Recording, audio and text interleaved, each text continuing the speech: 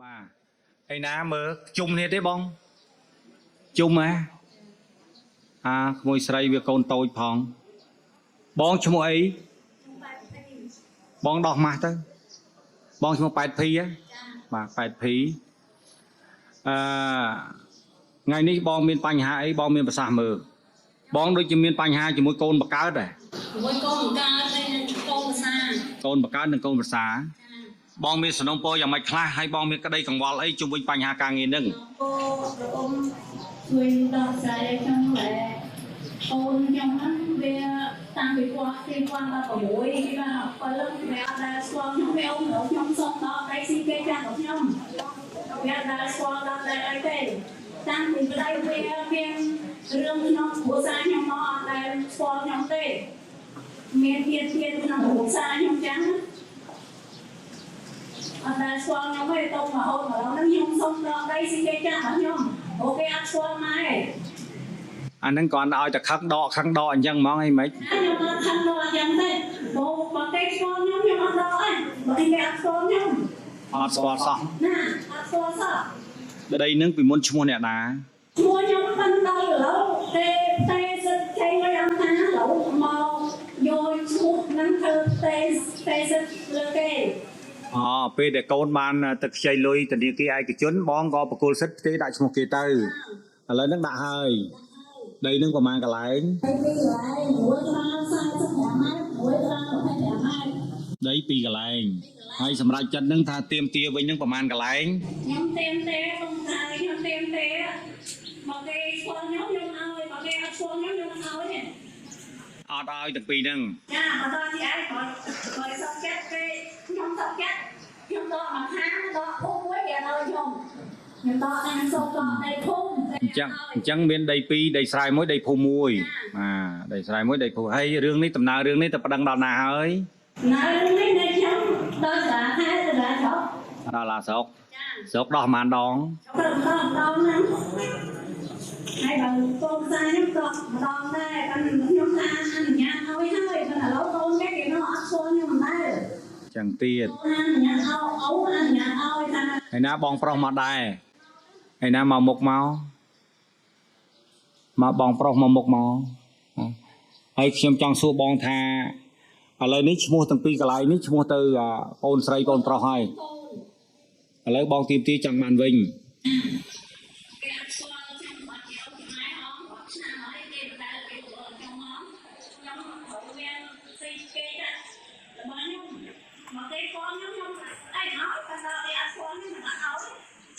មើលពីអ្នកហ្នឹងអាម៉េចមួយណាខ្លាំងជាងមួយណាខ្សោយហ៎ឯណាកូនភាសាឯងប្រុសហ៎កូនភាសានេះធ្វើដល់តែលាវមកគូទៅហើយវាអត់ដែរស្វែងគុំមកឯងទេចាខែចូលឆ្នាំតែហត់តែហត់ឡើយមកមកដល់ទៅមកដល់ពេលមានរបស់អីខ្ញុំអត់មើលបងសួរមកក្រោកមើលបងសួរឯងណាដោះម៉ាស់បន្តិចទៅបងចង់ឃើញតើដីនឹងលោកម្ដាយបានឲ្យមែនទេបាទលោកសូមបាទបច្ចុប្បន្នធ្វើឲ្យតែខ្ញុំមិនបងខ្ញុំហ្នឹងមុននឹងគាត់ផ្ដល់ឲ្យតើគាត់មានលក្ខខណ្ឌនេះជាមួយប្អូនដែរឬក៏អត់កាលពីគាត់ឲ្យគាត់អត់មានលក្ខខណ្ឌអីហ្មងគាត់ថាម៉េចគាត់ឲ្យហ្មងទៅបាទខ្ញុំសុំធ្វើអំណោយផ្ដាច់ដើម្បីកាន់កាប់ដូចថាប្រពន្ធខ្ញុំគាត់ចង់មានដាច់មុខអីចឹងហ៎ចុះបងសួរនៅពេលដែលលោកម្ដាយណោះគាត់មានគេគុណលើយើងហើយគាត់ឲ្យដីឲ្យយើងអញ្ចឹងតើយើងមានបែបតបគុណឲ្យគាត់វិញទេអញ្ចឹងបីបាច់គាត់យកអាសាគាត់ថែទាំគាត់ល្មិចខ្លះមានទេបាទរយៈក្រោយនេះវាអត់បានទេព្រោះអីពេលឃើញមុខយើងដូចជាគាត់អត់ដែលចេះខ្ញុំដាក់យើងផងឃើញអញ្ចឹងបើឯងមិនបើគាត់មិនញឹមឯងមិនក៏មិនញឹមជួនកាលគាត់ឈឺគាត់អីទៅគាត់ញឹមមិនកាញ់គាត់ឃើញយើងណាគាត់ជេរនៅហ្នឹងបើតាមបងដឹងទៅឯងហ្នឹងក៏មិនមែនតាន់កូនល្អដែរបើតាមស៊ើបជាមួយនឹងអ្នកភូមិមករឿងជ្រៅណាស់បាទកុំថាបងមិនដឹងបងដឹងភាពដែលគាត់មិនសប្បាយចិត្តដែលគាត់មកជួបបងថ្ងៃនេះ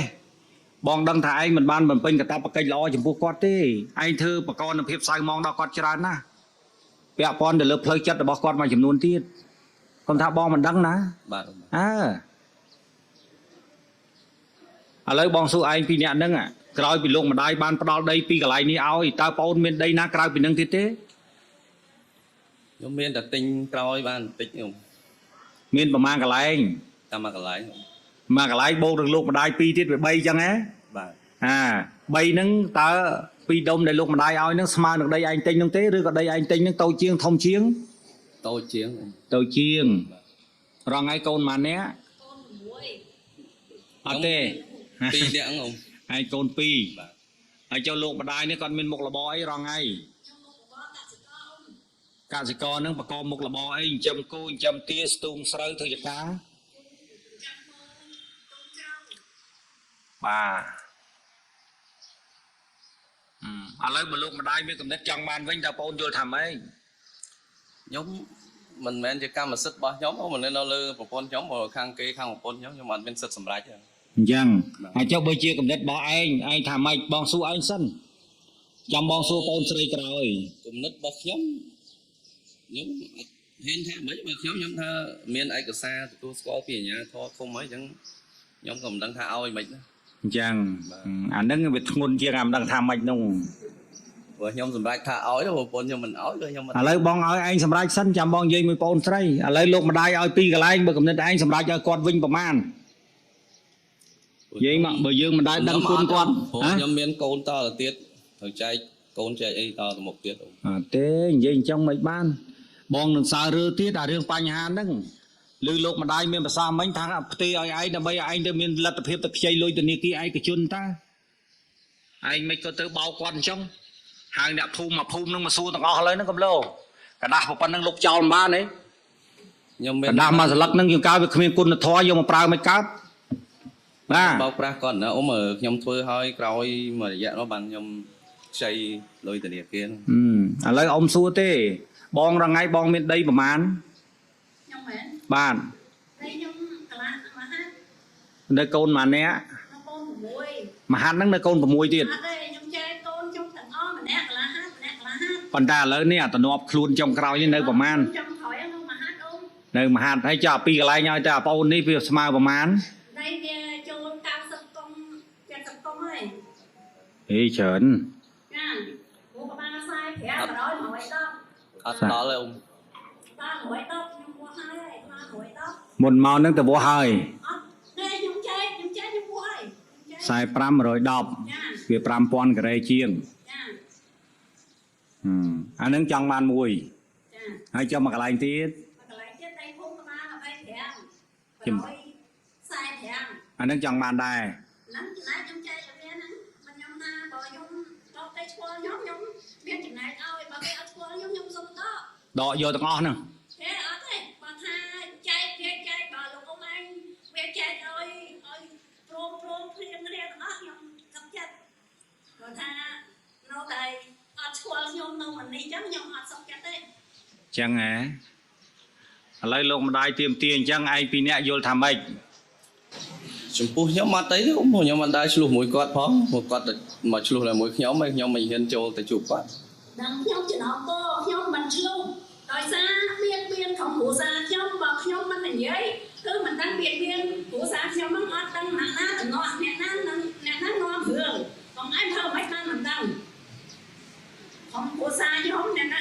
បងភាសានាំរឿងចេញមករឿងតែខ្ញុំប៉ះតិចតែវាបានវាដឹងខ្ញុំដឹងឡើងខំតែខ្ញុំចេះខ្ញុំចែកឲ្យវាដឹងខ្ញុំមិនទឹកម៉េចបើវាដឹងខ្ញុំហូតហ្នឹងកូនហ្នឹង ឯងមកឯងជួបប្តឹងអីម៉េច សុំទោសខ្ញុំដូចជាបើសិននិយាយថាការប្តឹងខ្ញុំអត់ដើរសុំអីតែមួយដងសួរតែអ៊ំមេឃុំព្រៃខ្នងដឹង ណាសួរ តែខ្ញុំដើរមានដាក់ពាក្យបណ្ដឹងទៅ បានឥឡូវចេះ គាត់ទេ ឥឡូវរឿង ខ្ញុំហើយជាមាន រឿងហ្នឹងបងខ្ញុំគិតថាអញ្ចេះទៅចោះណាឥឡូវដីដែលបងបានចែក ជួដៃដល់តិចប្តឹងខ្ញុំឯងធ្វើមើលដៃខ្ញុំចែកសោះមួយខ្ញុំមួយបន្តិចខ្លាចចូលដៃតខ្ញុំមួយបន្តិចណាឯងមកសួរម៉ែថាម៉ែដៃខ្ញុំធ្វើអីវាអត់ហ៊ានថោកមួយខ្ញុំទេវាឆ្លៃសុខចិត្តប្តឹងខ្ញុំឡើងធំភ្លាមវាថាបើប៉ុណ្ណឹងមកដល់ឆ្លៃគេឡើងថែមធ្វើបាបចិត្តខ្ញុំណាធ្វើបាបរហូតចិត្តខ្ញុំកំពុង8ឆ្នាំហើយខ្ញុំបែរដូងខ្ញុំចង់អញ្ចឹងវិញធូរហើយខ្ញុំធំធូរអត់រួច nhóm sắp nhất nhóm ngon lao màu chừng đêm của ai ở chui ta trẻ cho mày quên nhóm ta tung mà họ ngay trong từng bên đôn trong sân hành dai thủ nhóm ngay ឥឡូវបងសនំពរយ៉ាងម៉េចដើម្បីឲ្យបងបានស្រួលឡើងវិញមើលសនំពរមើលខ្ញុំទទួលហើយខ្ញុំគិតសិនបងសនំពរឲ្យខ្លះឥឡូវបងនិយាយមើលបងសនំពរមកខ្ញុំយ៉ាងម៉េចខ្លះមើលនិយាយមក lo nhóm chỉ nói cô lục nhóm xong đây là ha đây không nhóm ơi ដីពីកន្លែងយកមួយយកដីស្រែហើយចាបងនេះបើបងយកដីស្រែវាបាននឹងចាំកូនវាចៅបងឯងដែរតើកូនវាមានលទ្ធភាពទេ vô đây trẻ mà vô đây trẻ nhóm lúc nào tay nhóm xin kê cho bọn nhóm mẹ nã tay bọn nhóm tay nó cho thùng nhóm là mẹ nã tay តើដីស្រែបានគេទិញហ៎ đây về đi đâu ឥឡូវខ្ញុំសួរសិនដីស្រែហ្នឹងកន្លះហាន់ហ្នឹងឥឡូវវាតម្លៃប្រមាណ đây trẻ là phi mơ chém 20000 ម៉ាន 21100 ហ៎ចុះ 20000 ជាងមាន 21100 250ហ្នឹងឥឡូវបងសួរអញ្ចេះឥឡូវបើម្ដាយគាត់ចង់បានអញ្ចឹងហើយជំរឹះមាន2តើណែបងយកទៅគិតទាំងអស់គ្នាគ្រួសារយើងណាជាគ្រួសារយើងជំរឹះទី1បងអូនបណ្ឌិតលទ្ធភាពបើលោកម្ដាយចង់បានបងនិយាយជាមួយនឹងលោកម្ដាយក្នុងតម្លៃលក់ក្នុងនាមម្ដាយនិងកូនអត់មាននិយាយទីផ្សារសេរីទេទី1ទី2គឺបងចង់និយាយថាដីស្រែនេះឯងត្រូវតែបំពេញកាតព្វកិច្ចជាកូនល្អតើក្នុងមួយឆ្នាំត្រូវបានផលប៉ុន្មានហើយយើងត្រូវឲ្យលោកម្ដាយប៉ុន្មានជំរឹះមាន2ហ្នឹងតើបងអាចទទួលយកបានទេបងយកជំរឹះមួយណា tôi ba nói ông còn bên còn 7 năm nay nó trẻ nó đâu mai cái này nên thơ ấy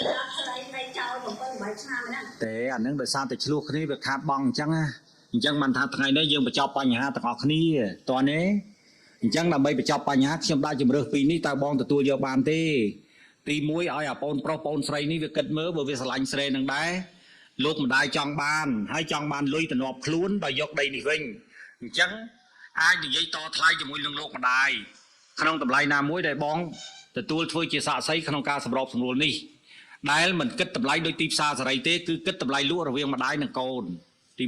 1ទី2គឺបើតិនតែទុកស្រែហ្នឹងមិនមានការលក់ដូរទេ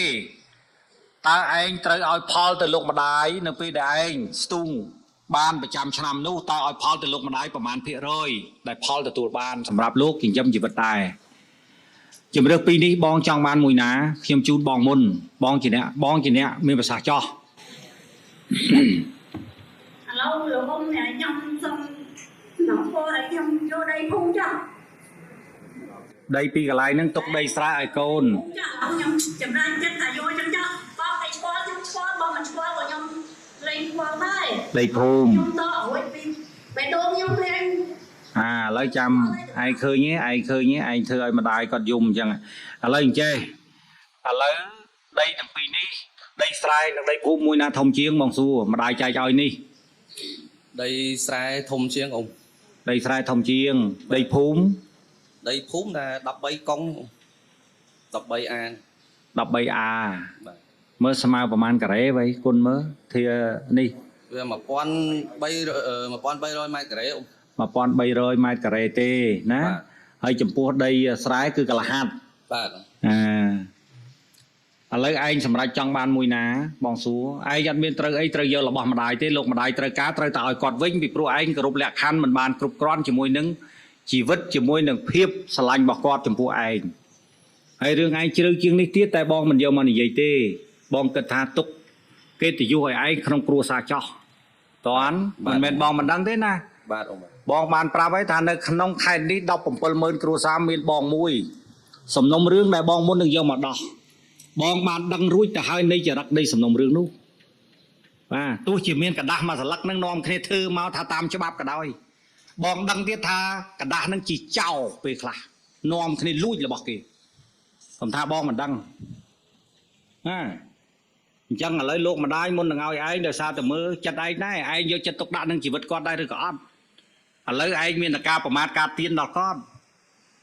ត់សម្រេចចិត្តថាត្រូវយករបស់គាត់ដែលឲ្យឯងវិញនោះខ្លះ ឥឡូវដីស្រែនិងដីចំការតើបងអូនចង់បានមួយណាដីស្រែនិងដីភូមិ ឥឡូវខ្ញុំសុំអត់មានយោបល់អូមកហ្នឹងទុកឲ្យខាង មកកូនស្រីឡើង នេះជាគេមកដាក់ខាងគេ បាននិយាយមិនណាមិនដឹងណា បាទអូបាទ ប៉ុន្តែកុំឲ្យប្រពន្ធសម្រាប់ឲ្យស្រាប់តែទៅដល់ផ្ទះជេរប្រមាថប្រពន្ធណា អត់ទេអូមក និយាយច្បាស់ឯងជាមន្ត្រីផងតោះណា បាទអូ បានអូនត្រីឡើងមក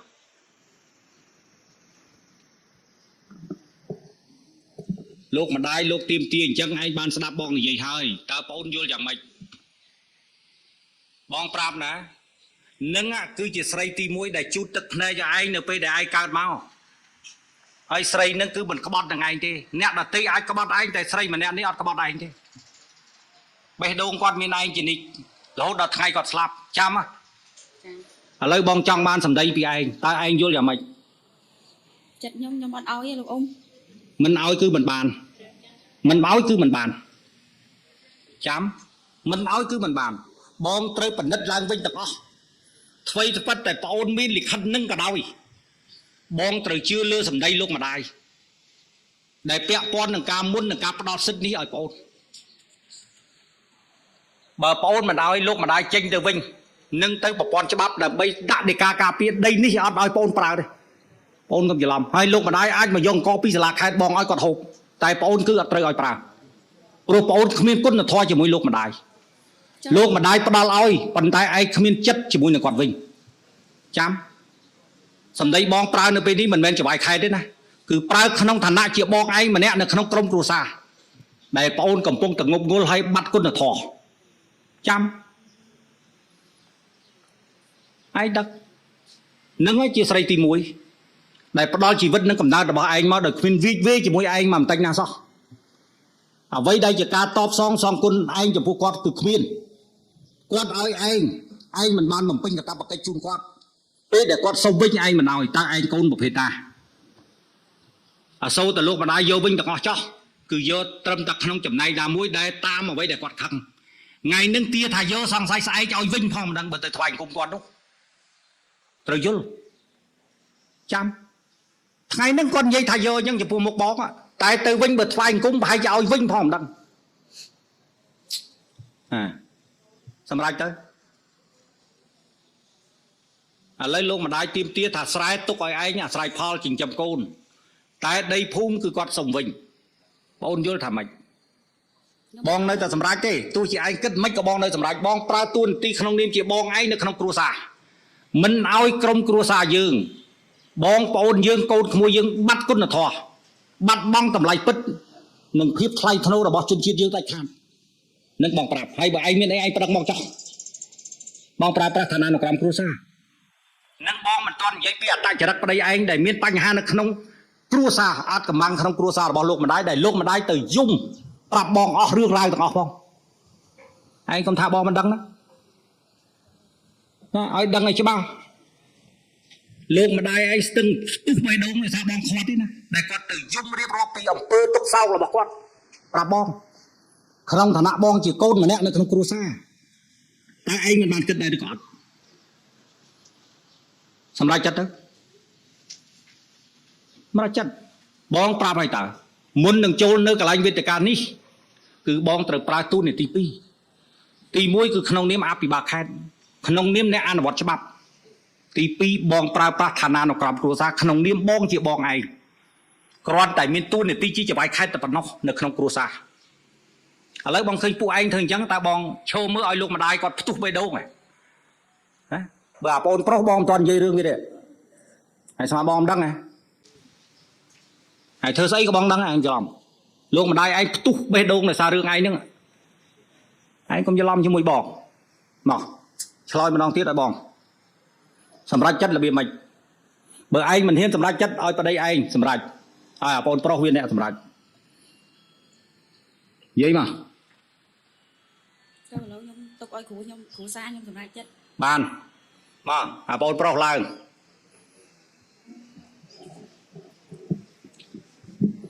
លោកម្ដាយទុកដីស្រែឲ្យដីភូមិទៅលោកតើឯងយល់ថាម៉េច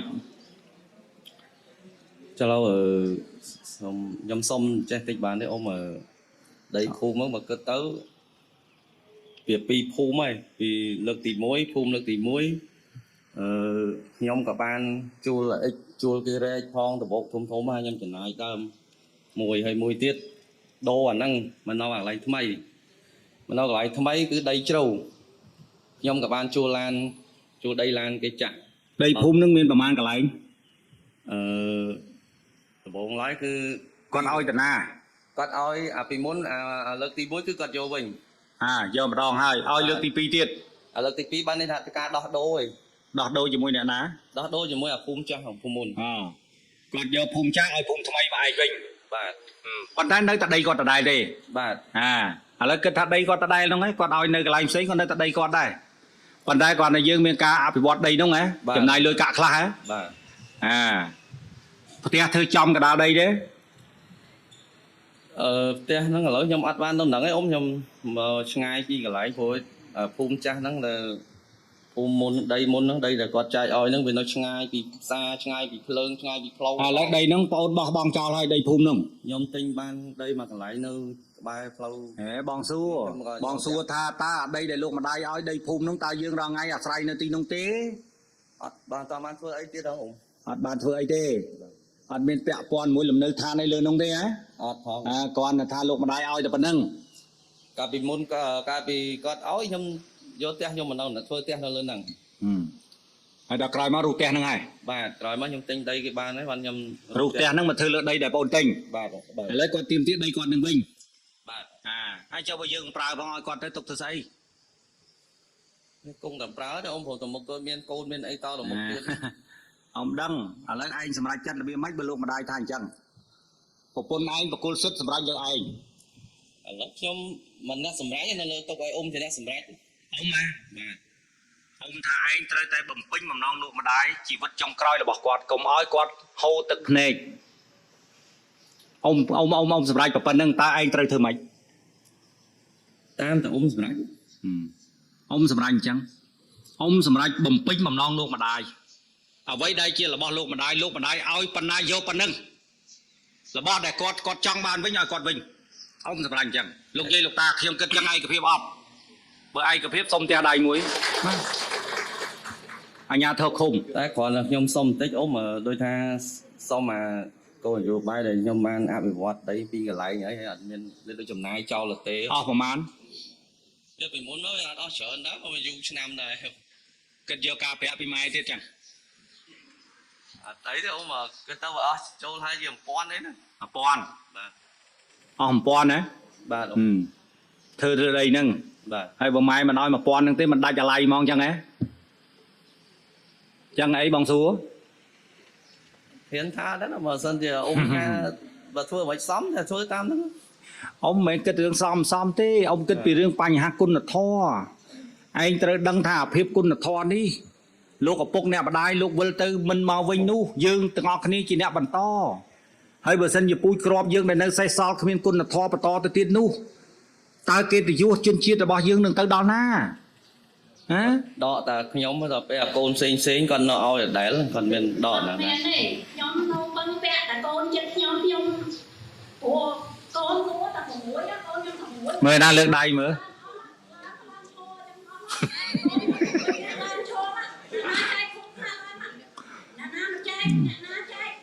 ហើយសិតតែស្រីទាំងអស់ហ្នឹងបងស្រីទាំង6ហើយចៅប្រហែលហើយថ្ងៃនេះ10ជិត10ហើយតែអង្គុយចោះបានហើយតើអ៊ំឃើញហើយតោះអញ្ចឹងអា5នេះវាយកចិត្តទុកដាក់មួយបងហ៎តែបើខ្ញុំគិតទៅបើ6ហ្នឹងមួយថ្ងៃបាយម្នាក់តែ3ស្ព្រាវាគិតទៅវាបងហូបអត់អស់ទេនេះមកពេលចាប់មកបាយម្នាក់មួយចានចកើមកចាក់ដាក់ចានធំមួយហើយសម្លម្នាក់3វែកមកមកដែរហូបអស់ទេហើយបងគិតថាពួកឯងអត់មានខ្វះលទ្ធភាពប៉ុណ្្នឹងទេបៃហើយពួកឯងគួរតែធ្វើមិនក៏មិនត្រូវធ្វើបៃហ៎អ៊ំសួរទាំងធ្វើទាំងអស់នេះមិនក៏មិនត្រូវធ្វើហ៎ ខ្ញុំមិនខំមកពីឈប់ឲ្យឯងគាត់កាយដីមិនណាឡើងធ្វើយកមកចែកកូនដល់ពេលកូនបានមានប្តីមានប្រពន្ធអត់ស្គាល់ខ្ញុំលី វាស្គាល់តែអ្នកណា ស្គាល់តែប្តីវា តែប្តីវា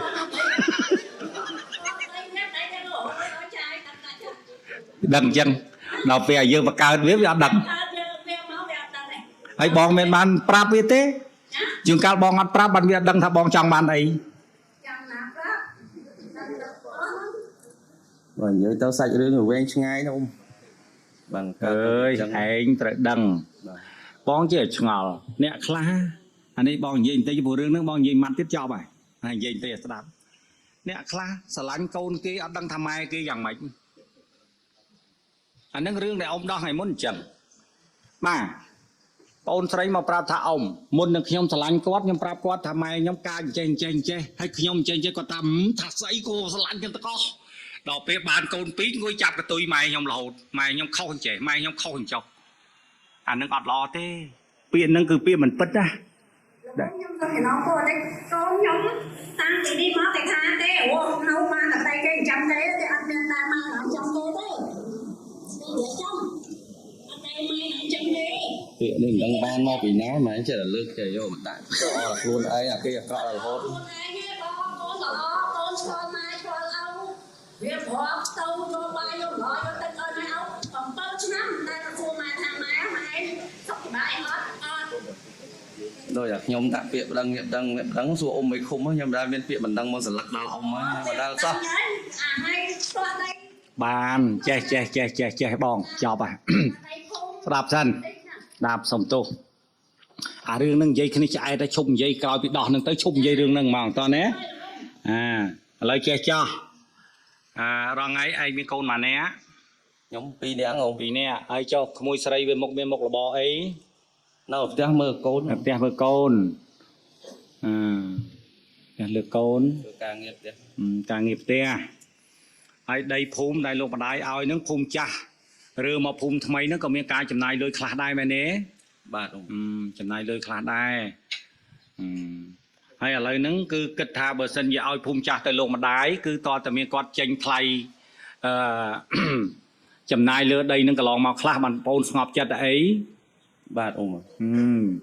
ហែលទៅបានស្កប់ចិត្តប្រាប់បងមើល ខ្ញុំចំណាយអស់ហើយ1000បានប៉ុណ្ណឹងក៏បានខ្ញុំចង់ មើលលោកម្ដាយមើលមានសាច់ឈាមប្រហែលតើ1000ហ្នឹងតើវាទៅរួចទេមើលបងសួរចុះបើ500បានទេអាណិតគាត់បានទេថ្លៃនឹងជួយថ្លៃដែលឯងប្រើប្រាស់នឹងធ្វើបុណ្យជាមួយគាត់500ទៅបើថាអស់1000ហើយយកតែ500បានហើយកុំអត់តនៅស្ងៀមគេកំពុងដោះបងឯងនៅស្ងៀមសិនខ្ញុំសួរតែម្ខាងឯងកុំនៅបានដែរឬក៏អត់បាន500ក៏បានដែរអញ្ចឹងណា បាទអ៊ំបាទ លោកមេឃុំឯណាអ៊ំមេឃុំបាទភូមិបាលស្រុកទឹកឈូធ្វើកំណត់ហេតុពេលទេនៅក្នុងល្ងាចនេះដីភូមិមកឲ្យកម្មសិទ្ធិបងស្រីវិញតើបាទទេមកវិញទាំងអស់ដីភូមិតើណា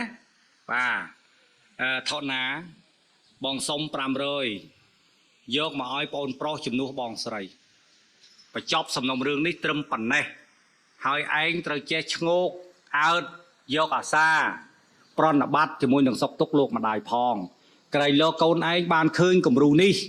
នៅពេលដែលឯងចាស់វាធ្វើត្រាប់តាមឯងនឹងសុកមុនថ្ងៃដែលឯងវិលលែងមកវិញតន់បាទបើឯងធ្វើអញ្ចឹងវាមិនដាណាដាំពូតចេញផ្លែល្ងដាំពូតវាបានផ្លែពូតទេមិនចេញល្ងទេអញ្ចឹងហើយបានចាស់យើងពីដើមខែសនមនដៅតែងតែរៀបចំនំចំណីកត្រកសម្ភារៈឲ្យកូនទៅថ្វាយអង្គមលោកយាយលោកតាណាដល់ខែសនមនដៅហើយចេះមួយចុះពីរ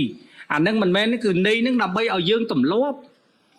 ដល់ពេលយើងចាស់ទៅកូនយើងធ្វើអញ្ចឹងដាក់យើងពេលស្លោឆ្ងាញ់លឹងយកទៅឲ្យគាត់ដល់ពេលកូនយើងឃើញណែម៉ែង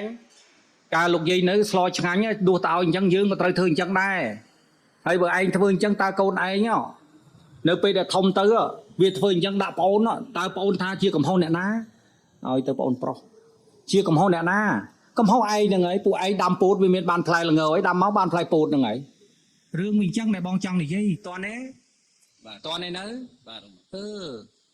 ហើយរឿងទាំងមើលខុសឆ្គងកន្លងមកដែលលោកម្ដាយប្រាប់បងអត់សួរទេថ្ងៃនេះតែឯងដឹងតែខ្លួនឯងឲ្យបងសុំឈប់ណា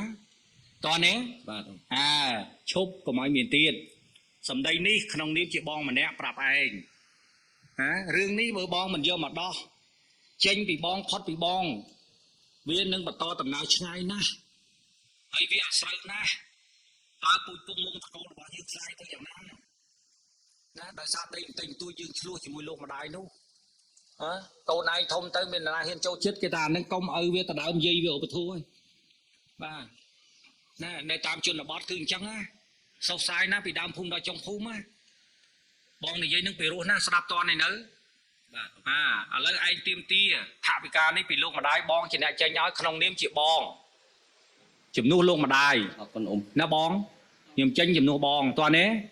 ហើយឲ្យបងរំលត់នៅការខឹងក្រោធជាមួយកូនទៅហើយឲ្យពោឲ្យជ័យវាទៅហើយសំណុំរឿងនេះត្រូវបញ្ចប់នៅក្នុងថ្ងៃនេះត្រឹមខ្ញុំដោយមានកំណត់ហេតុតម្កល់ទុកនៅឃុំគ្មាននិយាយអីរឿងលើសពីនឹងតទៅទៀតអ៊ំមិនឃុំអ៊ំត្រូវធ្វើជាលោកឪពុកមួយនៅទីនោះបាទ